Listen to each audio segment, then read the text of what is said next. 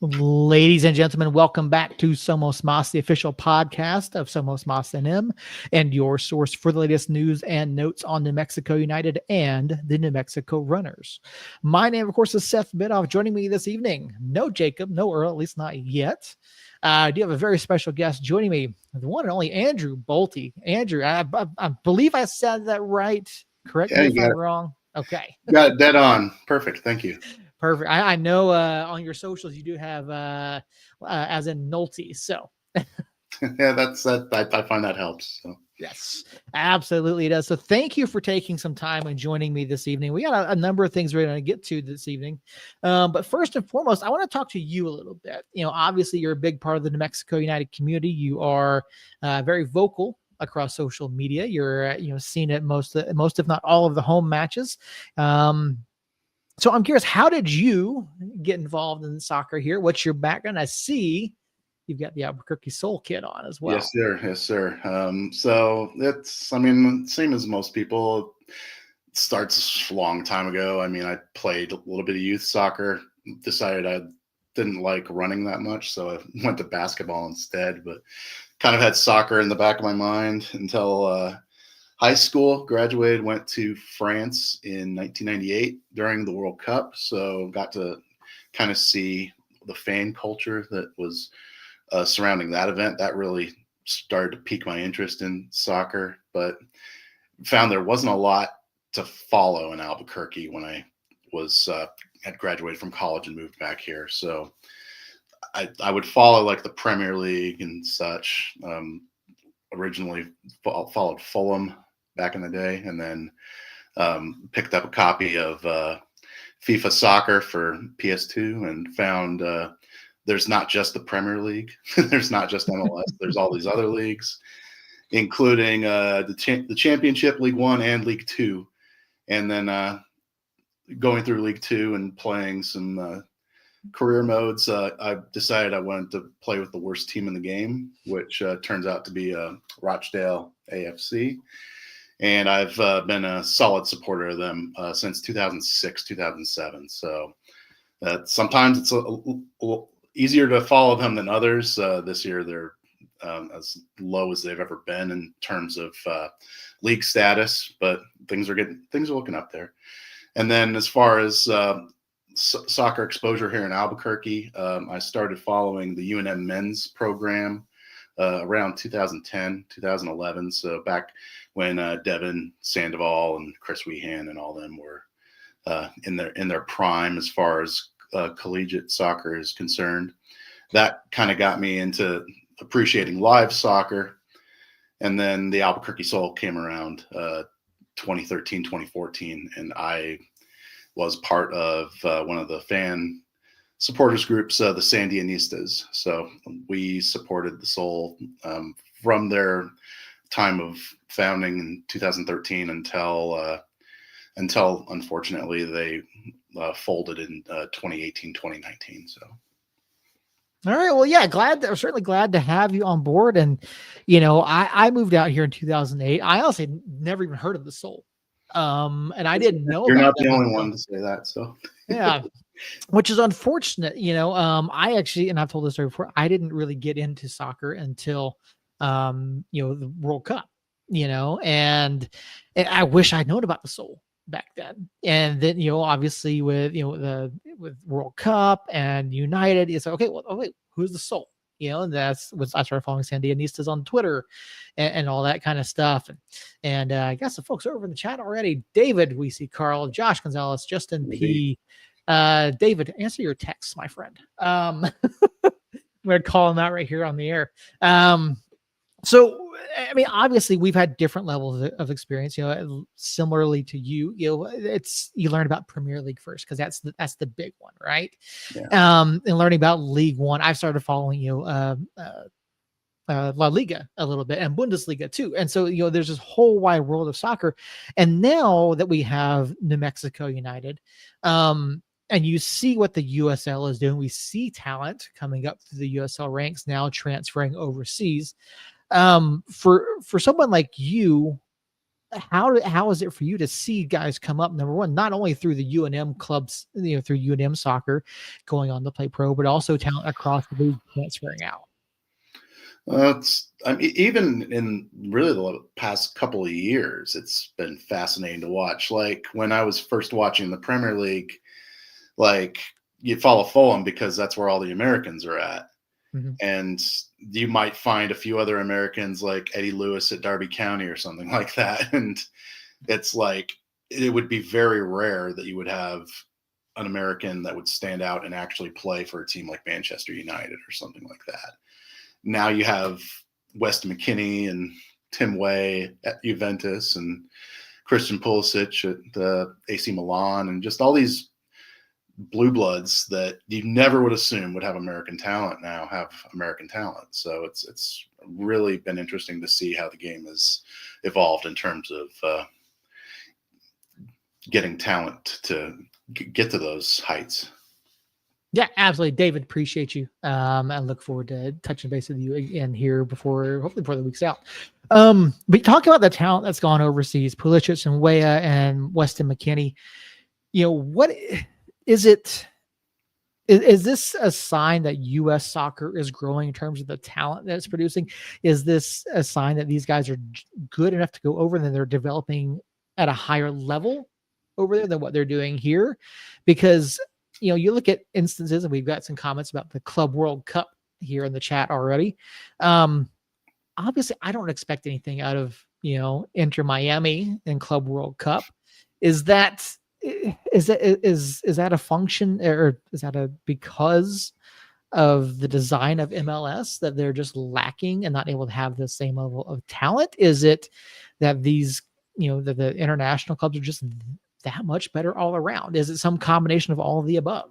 Oh, I'm sure that's almost always a combination of all the above, but I mean, I don't know. It feels like MLS has done better at acquiring and developing talent from Central and South America than they ever were in the past. But even then, it's not really. And they're doing probably what they should be doing, becoming a selling league. I mean, you're just trying to make your money that way. I mean, it's either that or you're going to have to wait for the next expansion team to pony up $600 million or whatever to join the league. And last I checked, not everyone has that in their couch cushions. So. Yeah, I don't think any of us, could ever scrounge up, even, a tenth of that. So, yeah. You look at speaking of Club World Cup, obviously MLS has 2 representatives, Inter Miami, Seattle Sounders. What's your thoughts on them? I mean, you look at the groups as they've been drawn. Inter Miami gets Palmeiras, Porto, Al Ahly, and Seattle gets PSG, Atletico Madrid, and Botafogo. I'll be curious, or I haven't really paid that much attention to the Club World Cup structure. So is it similar to the World Cup in that each team is going to play each other like once? Mm-hmm. Yep, you got a group Well, stage. that's and then you go to interesting. I knockouts. mean, it certainly is better than the past iterations where it was just a straight knockout tournament, and the MLS team usually just got handled by a South American team immediately, and that was the end of the story. If they even made it that far, because sometimes they get knocked out by Al Ahly or Maumee Sundowns or something like that. But yeah, it'll be interesting to see how they match up. I don't anticipate that either team would make it out of their groups, but I don't think they're going to embarrass themselves either. I think they will be capable of showing that there is quality in our division. It's just, and again, I don't know exactly where it matches up on the calendar either. So our stars going to be held out for this? I don't know, but that is a good question. I don't know that they're taking time off. I'd have to look into it a little bit more. But the opening match of the group stage is Al Ahly against Inter Miami. That's on June 14th. So, yeah. To the comments over here, Sounders in the group of death. Yeah, I mean that's PSG Atletico. I mean, I think those are your 2 teams, your 2 clubs that come out no matter what. Yeah. Yeah. I was going to say, what TV network is that one going to be on? It does not say here. Okay. I thought I saw something about the apologies for not pronouncing this. The Zone, I think it's pronounced. Hmm. I thought I saw something about them getting rights to it, which ironically enough would probably be great for me as a Rochdale supporter, as that's the platform that apparently is National League streams on. But I don't know. It'd be nice to actually have soccer on television. What a novel concept. That it would, and as someone who follows international cups and international leagues, I'm grateful for services like Paramount Plus and ESPN Plus, who have the ability to have all these different leagues. Now we don't get a lot of championship, from over on ESPN Plus. There's a couple matches every week. I think one of the things that Paramount Plus does a really good job of is they have Serie A, they have CONCACAF, they've got Brazilian leagues, they've got all sorts of South American leagues going on. So there are ways out there to see all these different leagues and experience a bit more. I found myself watching a lot of Serie A over the last year and a half, and that's a completely different style of play from what we're used to seeing. And so how do you think that, I mean, do you think that some of our clubs, some of our guys, who go over and pick up those styles of play? I mean, obviously, how about you, Pulisic, playing over where they see Milan right now? How does that benefit the men's national team, especially as they're getting up for this World Cup cycle? Excuse me. That's a good question. I'd be curious because, I mean, now that we have Mauricio Pochettino as the manager for the men's national team, it's like he gets like what 6 or 7 opportunities to set up camps with these players before the World Cup. So it has a very limited time frame, and yeah, I don't envy him that task, but it's I think it's always a good thing when you're playing around the best talent that you have available. I know a lot of in the past we had a lot of MLS players, and not that that's a bad thing necessarily, but it certainly didn't expose them to the best players in the world or to different styles of play. You just kind of have the classic American style and trying to get off on endeavor and physicality and such versus more technical play. Yeah, definitely completely different world over there. Definitely a completely different style. And you'd like to think that the American players who are going abroad, are bringing that back and, building upon that experience. And you talk about, Pochettino, coming in, wealth of knowledge, wealth of experience. Hopefully in such a short period of time, it gives him an opportunity to work with these guys and really develop them and move on. Question in the chat for you specifically: what are your thoughts on the Eagles, the NFL team, and the band? I've seen the Eagles, the NFL team, in person, and they beat my Broncos pretty badly. So they're all right. The band, I would prefer not to comment on the band. So thank you, David. All right, let's get back a little bit off the international talk. Let's get over into some more local soccer. The Mexico Runners kicked off their season this past weekend. I don't know if you had a chance to watch that match or not, but they were over playing against Wichita. We had Andres Trujillo on the show last week talking about the Runners season and what to look forward to. This was a match to be forgotten. I know Andres and the club have high hopes for the Runners this year. The Runners certainly kept it close in the first period, ending the first period by trailing by a score of 4-1, and it just got worse from there. Final score in that match over in Wichita was 14-4. The Wings picking up the win in the rivalry game. The Wings obviously the favorite in the Midwestern Division. The Runners, it is worth noting, they will be without Terry Zamora in their next match, picking up a red card for 2 yellows on Saturday. Unfortunate there, but the Wichita Wings are already 3 matches under their belt this season. More than likely going to walk away with this division already, unless something changes here pretty quick. Next up for the Runners, meanwhile, they're on the road again for their second match of the season. Sunday, December 22nd, they are taking on the Certified Lions FC. So that, again, is on the road. And again, their home opener is on Sunday, December 29th, 3:05 p.m. kick there. Andrew, you're going to get out to Rio Rancho to see the Runners play this year at all? I need to. I in the past I had gone to several matches. I haven't been in a while. It's been a couple of years. COVID kind of put a little bit of a damper on some of it, but yeah, I've enjoyed what I've seen out there when I go out there to watch the runners matches. It's a entertaining product, and but yeah, I definitely need to get out there.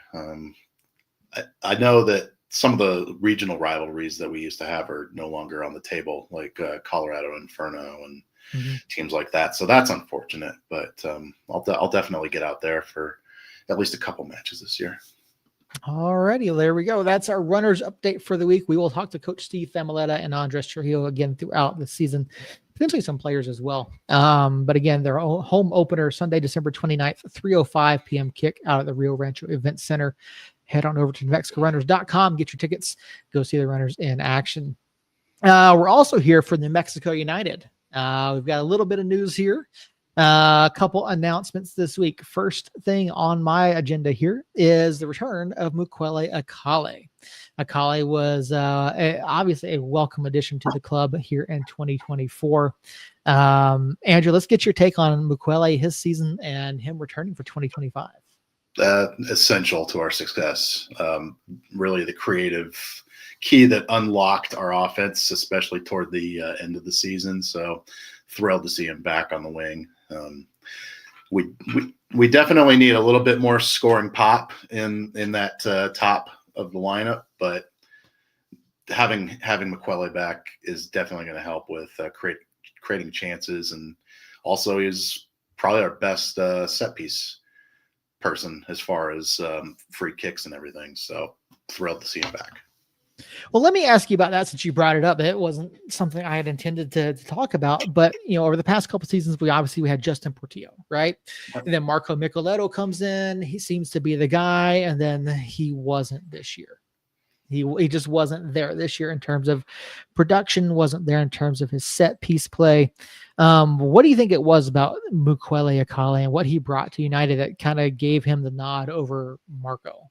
Yeah, I think it might be his pace, but I mean, you're right. I thought Marco, when we brought him on last year, he was going to be the key to. He was kind of become the next Chris Wehan, and just kind of be that creative spark in the midfield to create things. And that's not to say that he wasn't necessarily, but Mukwele was able to produce off the wings a lot more than Marco was. So I'd like to see both of them, honestly, get a chance to really build that relationship and give us multiple angles of attack on offense, and maybe that will create more goals in 2025. Yeah, I certainly enjoyed Queli's play. I enjoyed seeing him, in years past, and he was a guy who was certainly dynamic, and you could see the technical footwork. You could see his ability on and off the ball. And I think he really did bring something else, in a year where Marco's not producing goals, he's not producing assists.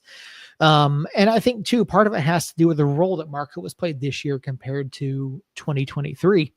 So it's not a slight against Marco, but I do agree with you. I do think the pace from Quelle made a huge difference for United, having that that outside in attack. Whereas with Marco, yeah, he can drift out wide and he can cross the ball in, but when you lose the generation effect of a Sergio Rivas, who we found out had surgery, a double hernia surgery repair, over last week.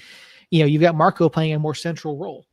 And he's a great distributor, but it just didn't seem to give him the opportunities. And correct me if I'm wrong, but I think with Marco, he's the guy that you want him to have a little bit more freedom, not just that distributor role there in the center. Yeah, I believe you're right, and that you're absolutely right about that. Playing different roles sometimes is going to require you to do different things. So we'll see if he's given that freedom to be a little bit further up the field in 2025. It'll depend, of course, on who else we're bringing back and who else we're bringing in. And I'm not sure for new players if we're going to know that before we get a new manager on board or not. But I think that's the Ye- question everyone's asking right now. So That it is. It's certainly something we've speculated over the past several weeks. What does the roster look like? Do we bring somebody back in? And speaking of other returning players, and we'll get to the departures here in just a second, but Greg Hurst returning for his third season with the Black and Yellow. Great year for Greg Hurst. Obviously, you would have liked. I'm sure he would have liked to have produced a little bit more goals, a few more goals than what he did. But I mean, all things considered, good season for Greg Hurst. Glad to see him back. What were your? Let me get your take on Greg Hurst and United.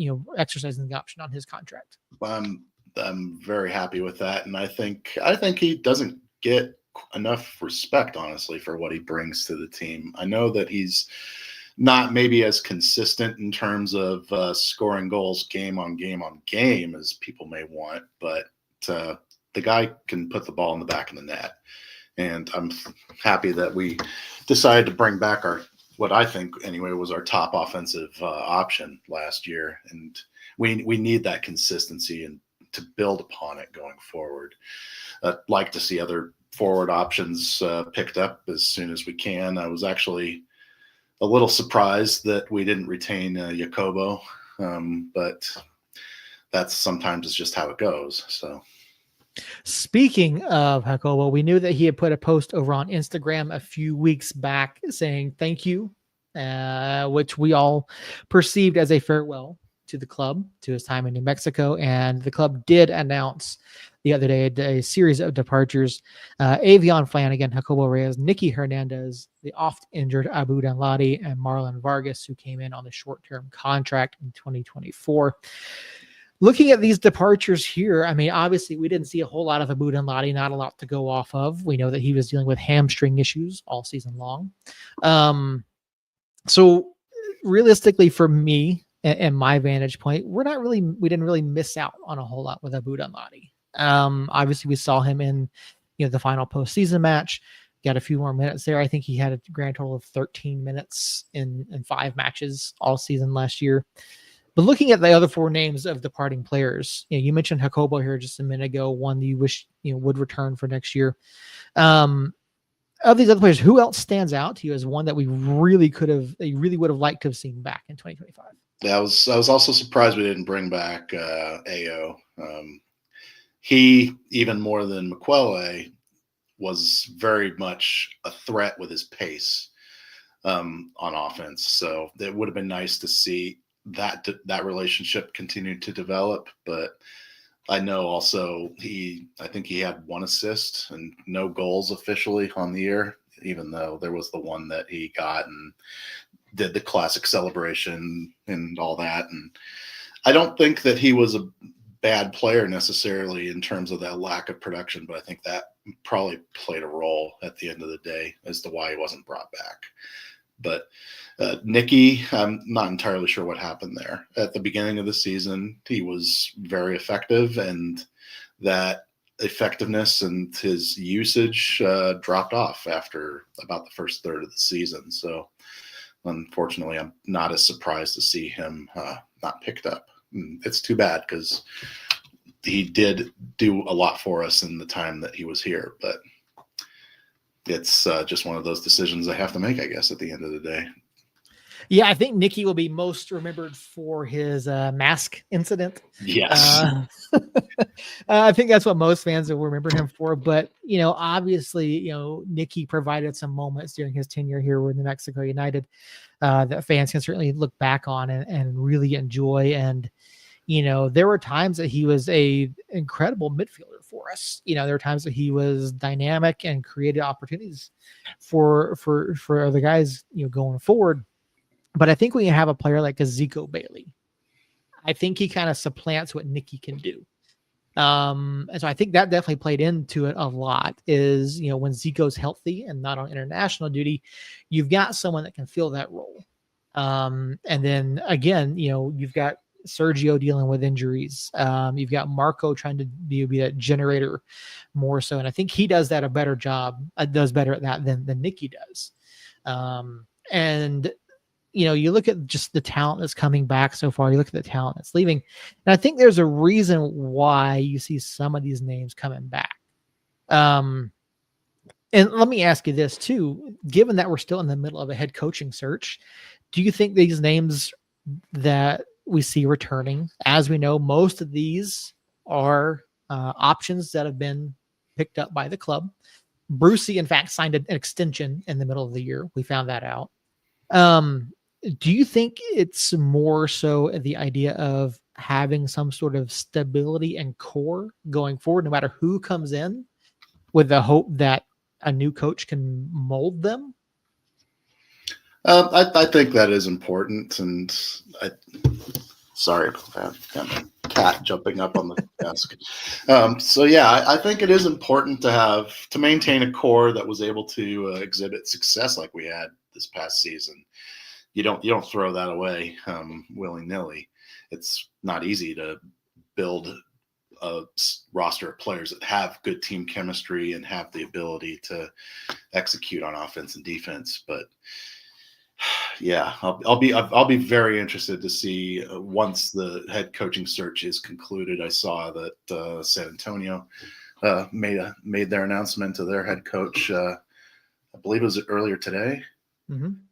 So that's another job off the market. So I know we're taking our time and trying to find the right fit, and I appreciate that. It'll be interesting to see what happens once that decision is made and what dominoes fall from there. So. Yeah, let me ask you this. So, akin to the head coaching search, in New Mexico United's 6-season history, we've had 3 head coaches. All 3 of them have now moved up to MLS. Yeah. We've also moved Cody Mizell up to the MLS, and he's now coaching at DC United with Zach and Troy. And obviously, Coach Quill has moved on, FC Dallas, his dream job. There have been comments across social media saying that, we can't keep anybody. We need long-term success. We need this. Now, in a league like the USL Championship, outside of Bob Lilly, and we've talked about on the podcast, you don't have a lot of long-term coaches at this level. There are a few. I mean, there's Tom saying at I think I pronounced that right. I apologize. Kaylor can come find me and correct me if I'm wrong. But he's been head coach at Birmingham since their establishment. Ryan Martin at Loudoun United, and I want to say there's one other that has been there. But anyway, you're right. It long-term success is not what this division is for. And typically, if you're going to do well, you're going to make that next step up to MLS, and that's happened with Lou City, it's happened with Tampa Bay, it's happened with Phoenix, and it's happened with us. So the mission is just going to be find the right coach to fit the system, or to the right coach that has a system to lead to success. And if they're that good, then they're going to make that step up. It's just the way it is. But hopefully they help lift us in the process. One of the goals that Itamar and Peter had coming into the coaching search after Zach left for MLS was they wanted to bring an attractive attacking style of football. Now, obviously, Quillball did that for us. Yeah. Do you think that Itamar and company are doing the same thing here with this coaching search? Do you think they've kind of adjusted things, are they adjusting your thinking a little bit? What do you think they're looking for in a coach? Is it just the stabilizing factor? Is it someone that's going to focus on the academy? Or what do you think that they're looking at? Well, I mean, I think they would want to have someone who has as close to the same style as previously, because it was established that it worked and it was entertaining and the fans enjoyed it. And so if you can continue that, that would be excellent. But and I mean, I would also love to see, if possible, further development of the academy, but I know that sometimes that is at odds with trying to maintain your position in the league. So yeah, that it is. And we've had conversations in the past where we know that Coach Quill had said that for the academy players to dress with the first team, that they would have to earn their spots, and we certainly saw that. Jackson Dubois, getting time with the first team, getting the contract, and we see him returning next season as well. Now, I think personally, I believe the academy's in a good spot. You've got David Estrada still with the club, who's overseeing the academy. So I don't think you're going to see a whole lot of change there. I think what you're going to see more of is maybe David leaning more on guys like Brucey who have coaching licenses and working with them and continuing to develop not only Brucey but also the academy kids. And they're going to have to adjust their style of play to whatever the new head coach wants to try to maintain that continuity there. Do you see that causing any sort of issues with the upwards development of some of our academy players? Well, I mean, in some of the more successful teams out there, you tend to have a system that is applied from the first team all the way down. And so if we're able to do that, I unfortunately am not exactly a tactical genius or anything like that. But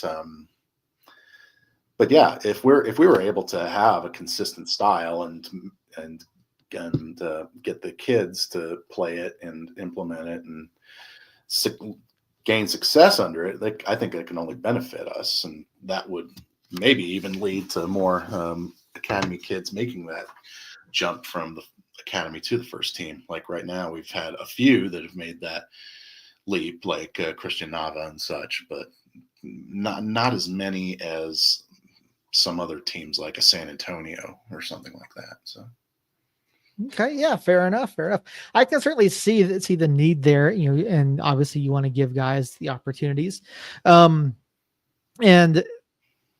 Josh just brought up the Jägermeister Cup announcement, is going to provide additional opportunities for potentially seeing some of these guys. You've got the group play, and that's something we need to talk about as well. The Jägermeister Cup expanding to USL Championship, providing another in-season tournament, group style play. You get 2 home and 2 away matches in group play. We're not even going to play the entire group. So my question, really, if I was starting to think we're going to have to play like 2 teams at once to fit that schedule or something like that. Yeah, no, okay, I think we need a cat tax. Well, he'll probably get back up here in a minute. I don't know. I mean, if I don't pay attention to him, he absolutely will. So yeah, let me pull this up here. So Jägermeister Cup consists of 6 regional groups, 6 or 7 teams assigned by the league or conference affiliation per group.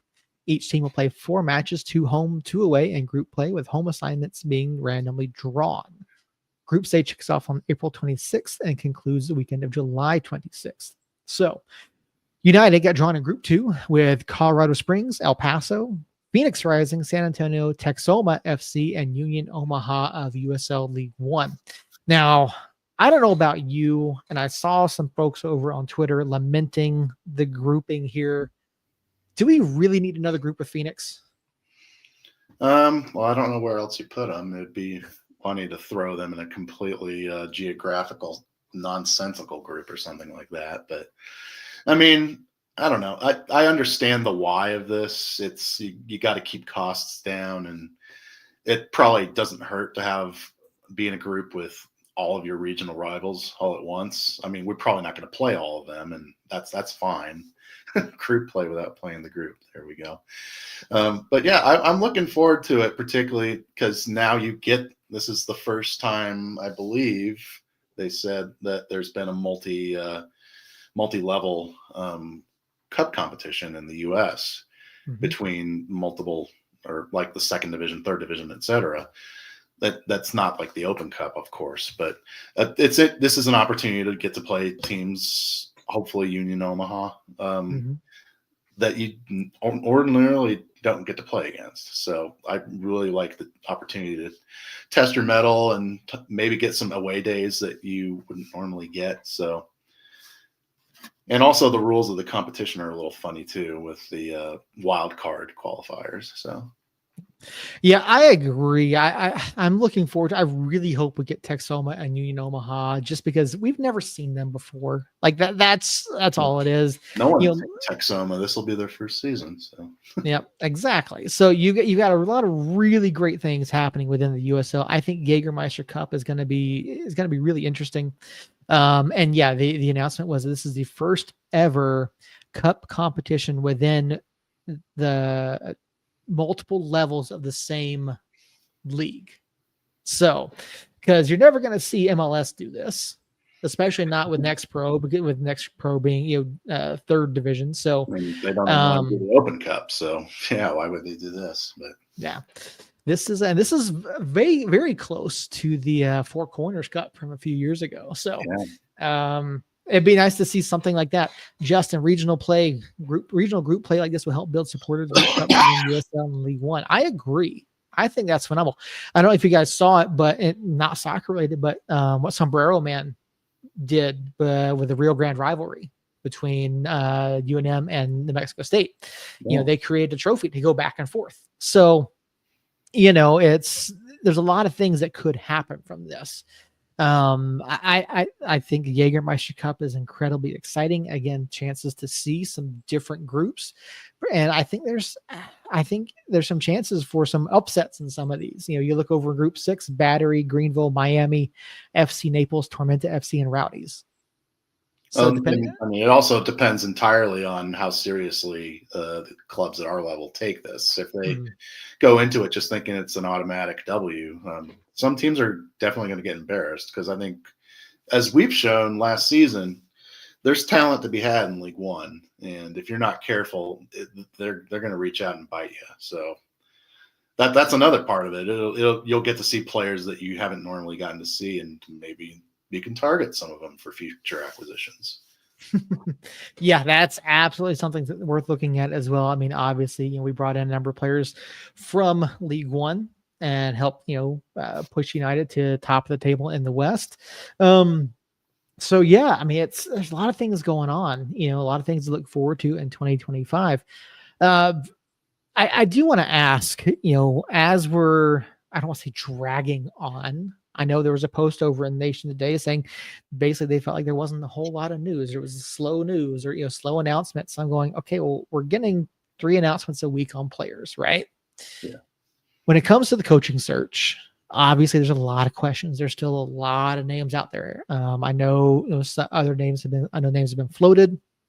I mentioned last week, I'm probably about 70% that we'll get a coaching announcement before Christmas.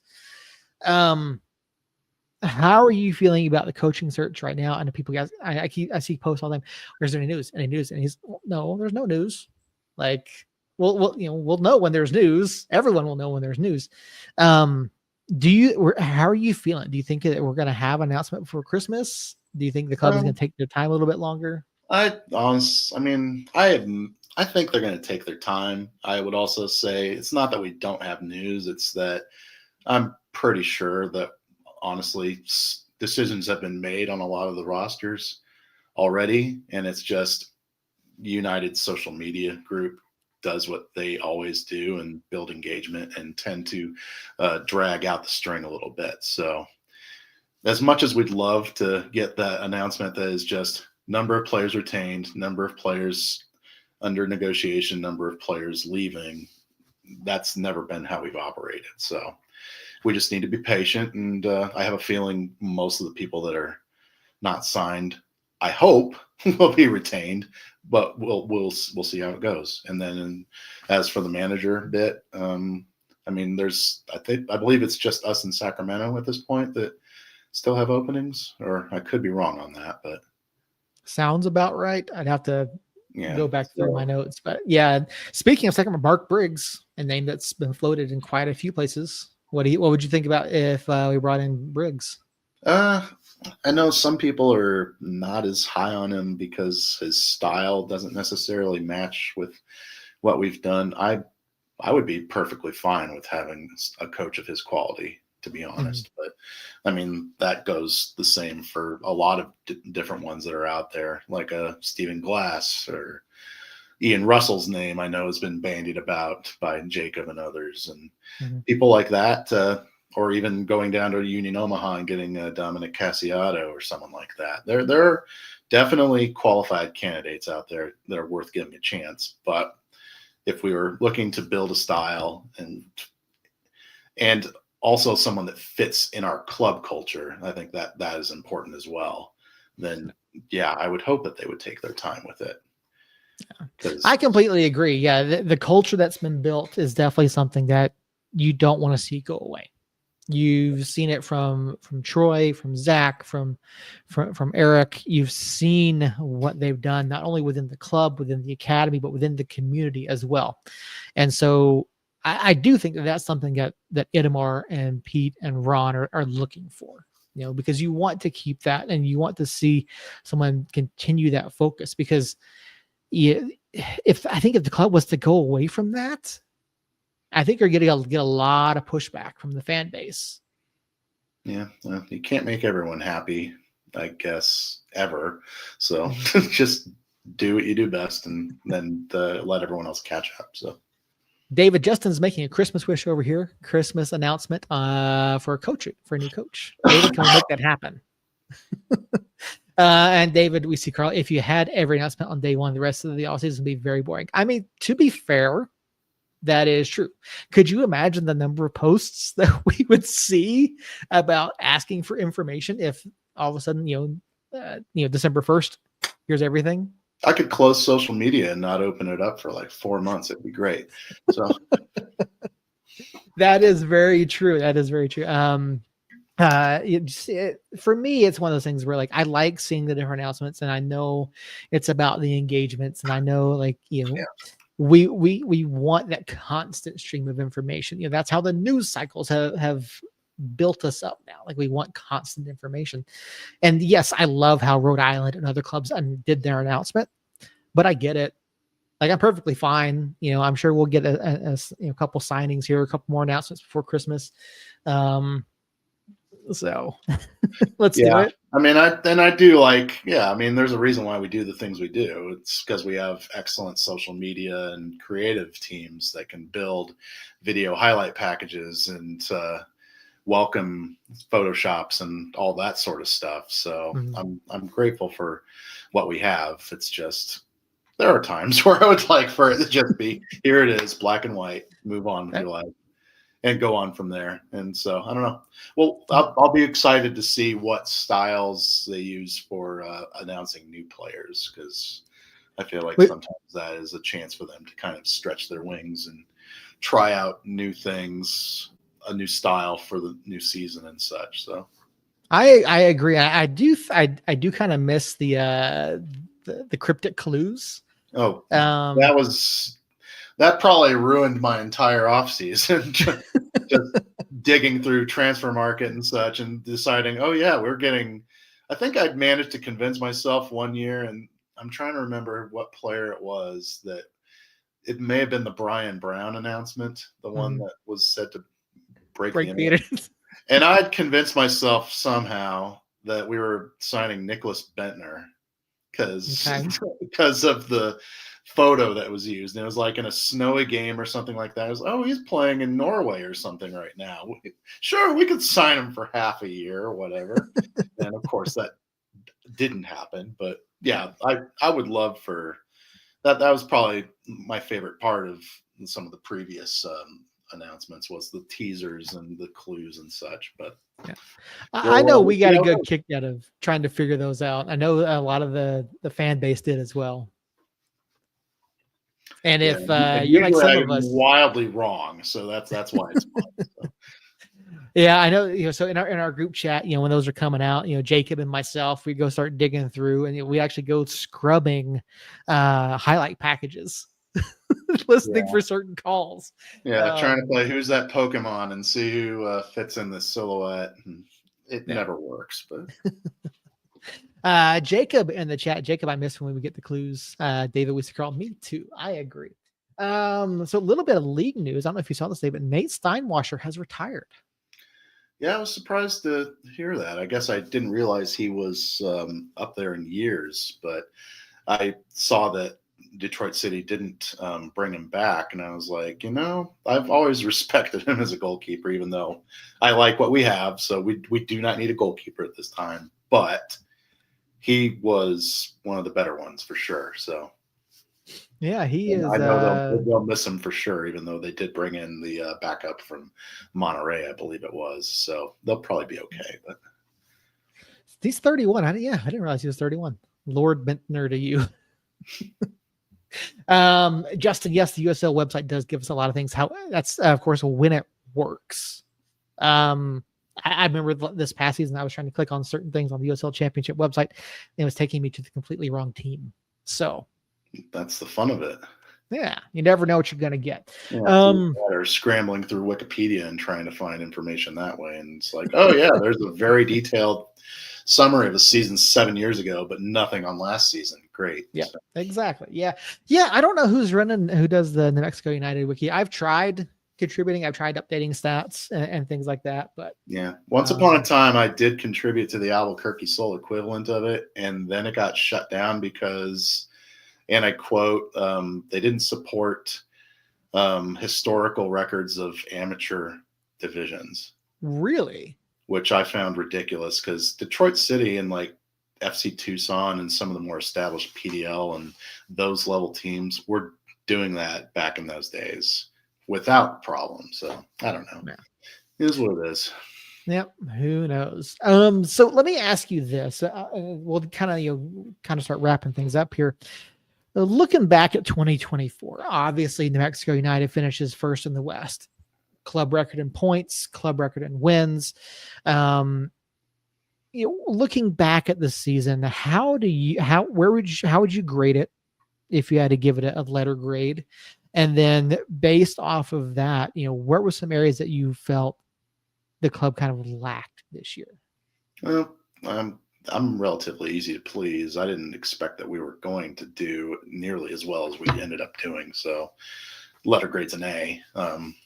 The playoffs didn't go quite the way we wanted to, but I think we also know that Las Vegas was, if not the best team in the West, probably 2 or 3. They were right up there with us in terms, especially in the last half of the season. They were incredibly consistent. They were incredibly resilient. And that was never going to be as easy of a match as some people may say it was. As far as things that we were lacking, that's a good question.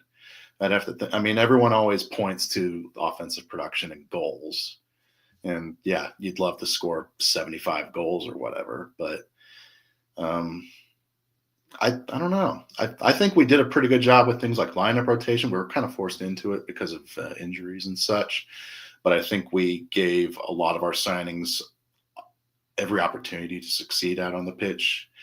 A lot more than you would in past seasons where you would have your established 15 or 16 that would see time, and then everyone else, if they got on at all, it was in a spot rotation or something like that. You got people with starts this year that maybe normally would not have gotten that situation. So I was pretty happy with how things went.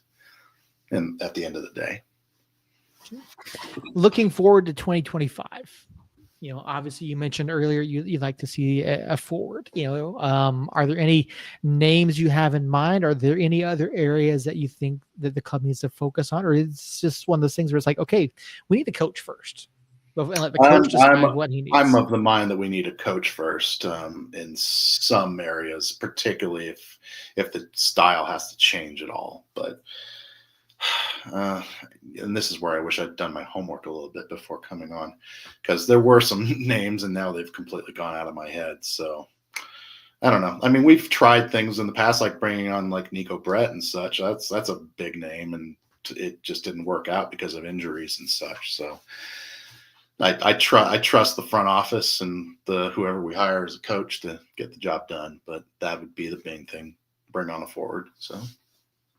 All right. Well, that's all that I had for you. I certainly appreciate you being here and taking the time to talk with me this evening. We certainly do, we talk, me and Jacob and Earl and Harry and Christina, but we're in and around the club. We're at the pressers, we're talking to David, Carl, we're talking to Pete and Ron and coach and players. And, I love getting the perspectives of other people.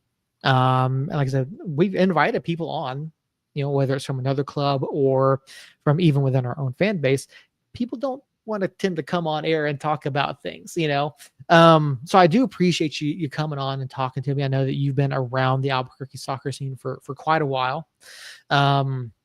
So, that all of that being said, like, where can people find you? Where do you share your opinions on New Mexico United and other soccer leagues that you would recommend people get into? Pretty much anywhere on social media, I'll be at AL Bolte. On Blue Sky is where I spend most of my time now, but I still am on Twitter. Available on Facebook if you really want to be bored to tears by a post every 4 months or so. But yeah, mostly Blue Sky and Twitter at AL Bolte. All right, there you go. So thank you again so much for being here. Over in the chat, let's see, Josh, Justin, David, Jane. I didn't get to say hi, Jane. Hi, Jane. Apologies for that.